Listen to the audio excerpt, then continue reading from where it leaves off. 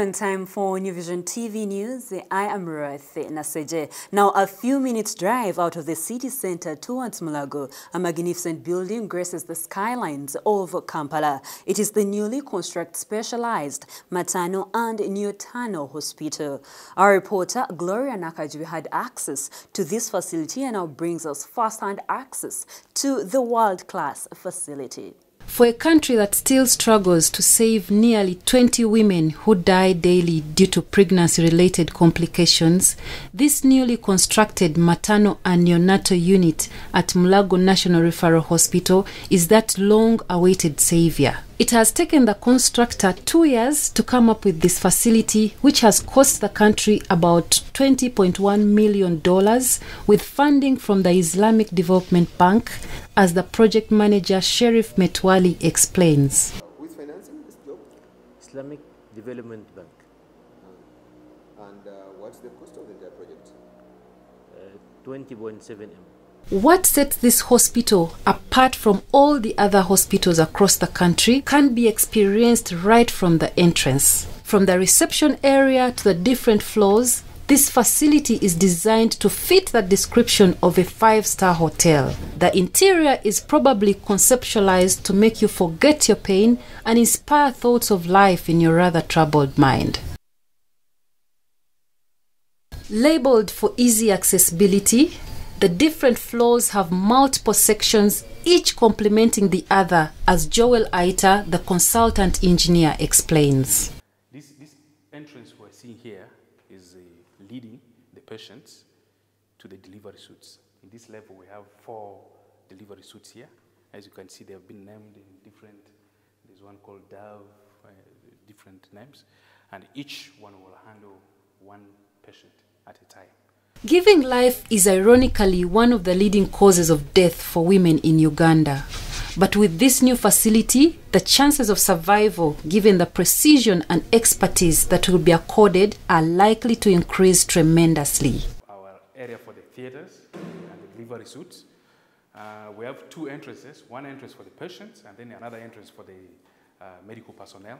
So the idea is from the wards, or if you're in an emergency case, they get you first come to the holding area, then they take you through the different processes before you reach the operating rooms. Operating rooms, whereby we have over 6 different gases, which are generated from somewhere and pumped in. So we have different gases. This is where we'll install the table, and then the operating light is going to be installed up here. We'll have air conditioning, proper air conditioning, and then control. We'll install there a control panel.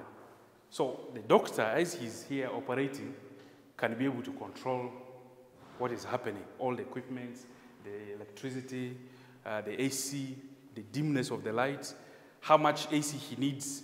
So all that he will be able to control just as he's seeing. Well, you don't have to be a president to experience the treatment befitting of that status. You have your money. This facility gives you the #1 citizen service. You can see we're terming it as Renjori. The idea is to also promote our tourism sites in the country, the kind of health tourism. So the presidential suite is called Renjori. We'll be able to see the different facilities we'll have in the presidential suite.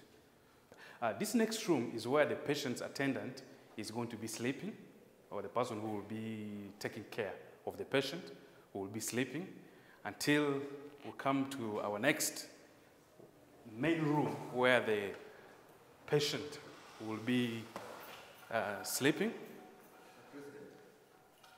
As Aita explains, the operating theaters have been constructed to facilitate specialized procedures. The design is in such a way that it eliminates any kinds of delays the moment a patient is brought in. Arguably the first of its kind in the country, the facility has a helipad at its rooftop. This is where the air ambulance with emergencies will be landing. On the other side of the rooftop is a green space where the patients can enjoy the therapeutic sights of the city. And of course, we also have the general ward, but not in the usual sense of the general populated open access spaces as explained by Aita. According to the Ministry of Health, the objective of this facility is to contribute to the reduction of maternal and neonatal morbidity and mortality. Some of the services to be handled at this facility include antenatal services, delivery and postnatal services, gynecology, especially fistula operations, assisted births, commonly known as in vitro fertilization, among others. This magnificent facility stands just behind the Uganda Cancer Institute, before the nurses' hostel, and then just on the side of the medical school. So you cannot miss it. It stands out magnificently. It is eye-catching, and you just can't miss it. I am Gloria Nakajubi, reporting for New Vision TV. Moving on, the Ministry of Health has commenced the process of distributing mosquito nets to households in Kampala and Wakiso district. Addressing journalists at the Uganda Media Center in Kampala on Wednesday, Program Manager Malaria Control Program in the Ministry of Health, Dr. Jimmy Opingo, said the distribution in Wakiso would be in December and Kampala in January 2018. Moving on, the Catholic Brothers of Christian Institution and the community of St. Mary's College Kisubi are mourning the passing of the very Reverend Brother Anthony Chema. Brother Chema died Wednesday morning at the age of 87 at Mount Teresa, Kisubi. Chema is one of the most high-ranking educationists in the country. He entered the annal of Uganda's education history when he became the first African head teacher of St. Mary's College Kisubi, which for 63 years since its inception in 1906 had been administered by missionary priests from Europe and Canada. His burial will be preceded by a requiem mass at St. Mary's College Kisubi Chapel starting 1 p.m. Now in our sports news, members within the football fraternity attended a church service at Namirembe Cathedral to pay their last respects to former Uganda Cranes player Anthony Inyeho. The service, led by Reverend Festo Kalungi, was attended by the FUFA President Engineer Moses Magogo, CEO Edgar Watson, NCS representative Dr. Patrick Bernard Ogwell, footballers, coaches, players, administrators, family and football fans.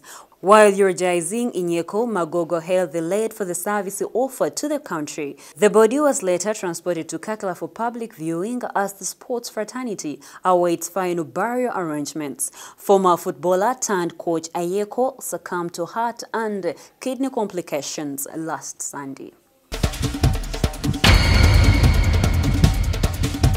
You're still watching New Vision TV, and in our daily Pearl of Africa series, we take a look at the beauty of AMABEERE MWIRU Caves. Now termed as one of the 7 wonders of Uganda, AMABEERE MWIRU Caves are located in Fort Portal, Kabarore district. Named by their shape of a woman's breasts, the site has an amazing legendary story.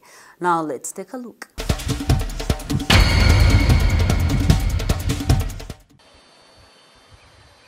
Several legends are told about the caves, which make a fascinating experience.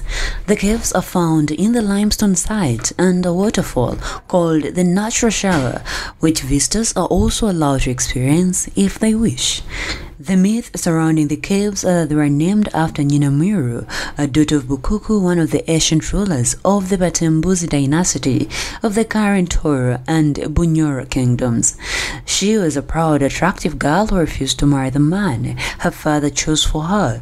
As a result, she was punished by cutting off her breasts, which later assumed to have grown into these scenery crooks with a dripping white liquid assumed to be milk. The huge folds dictate a moisture content of the atmosphere surrounding the caves. At the entrance to the caves, a snake-sized slippery path guides you through as you penetrate into a cool green world of moss and fern covered by trees and rocks. For more Pearl of Africa stories, visit our website www.newvision.co.ug. Our newspaper, The Sunday Vision, is also another home of adventures, so get your copy every Sunday for Pearl of Africa stories.